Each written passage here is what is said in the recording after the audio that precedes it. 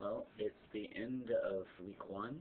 Um, I'm actually going to do this completely unscripted. The last video, my first video, was actually completely scripted, mainly because I was really nervous and I don't like being in front of the camera. I'm a photographer, so used to being behind the camera.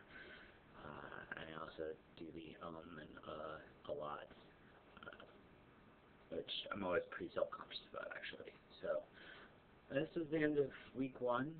It's been a pretty busy weekend, so I didn't get a chance to actually make this video on the weekend.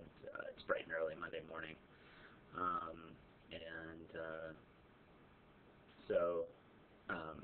few things I wanted to talk about. Mainly, kind of broken up into bad stuff and good stuff. Bad stuff first, just to get that out of the way. I know that I skipped p90x one day, mainly because of time constraints. I ended up not having time to do it that day, and actually ended up that day I had to do my exercises like at midnight, which is usually my bedtime, considering how early I generally get up, and so I didn't get a chance to do p90x. I think that was on Tuesday, if I remember correctly, or maybe it was Thursday.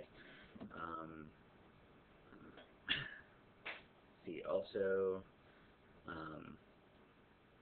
this weekend especially was my roommate's birthday, so kind of eating was pretty out of control this weekend.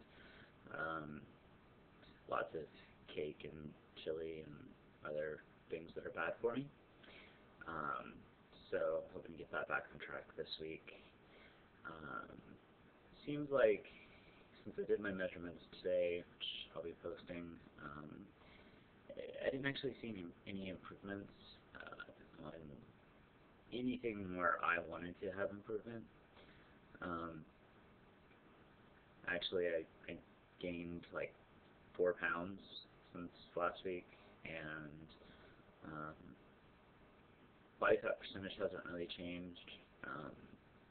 I am using like the Navy circumference method, which I know is not the most accurate, but it is a generally good kind of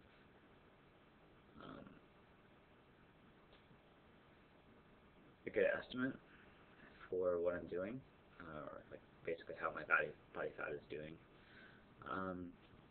So that's generally about all the bad stuff that went on this week. Good stuff, I had, I'm not nearly as sore as I was when I first started, which is actually really good. I'm still sore. It's just not so sore that I don't feel like doing anything. That's really kind of the only good stuff. I did most of the exercises, and again, except for that one p90x. And I always made time for almost everything, again, except that one p90x.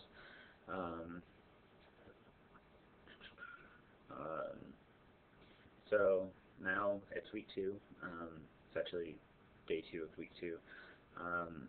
And I did back and chest yesterday, along with p90x, which is kicking my ass. Today I'm actually going to be postponing my workout.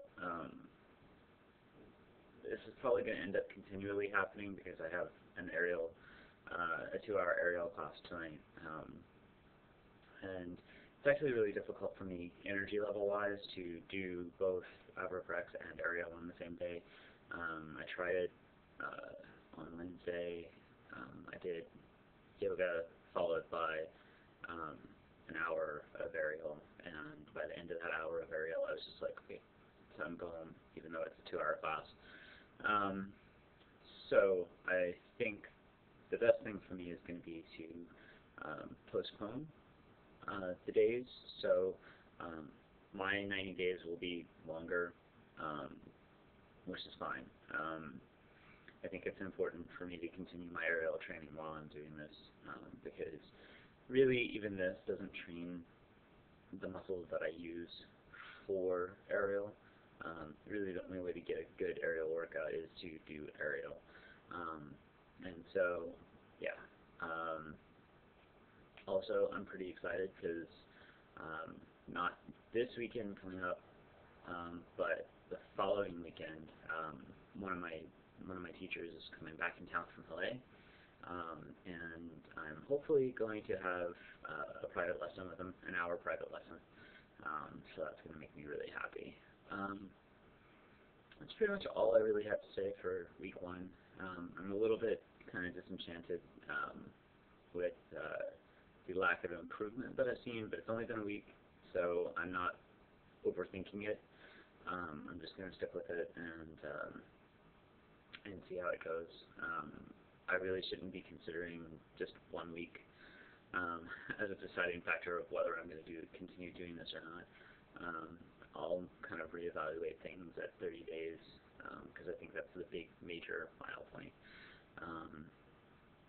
Well, the way I look at it is the first phase is about 1/3 over, if you don't count rest week, and I'm excited to see 30 days and then 60 and then 90.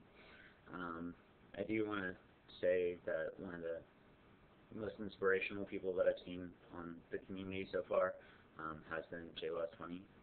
I think his dedication to keeping going, even having those rough weeks that he's had, I think is absolutely amazing, and it's actually really motivational for me when I don't feel like doing something, just to think, well, there are people out there who are doing it despite having even harder problems than what I'm having.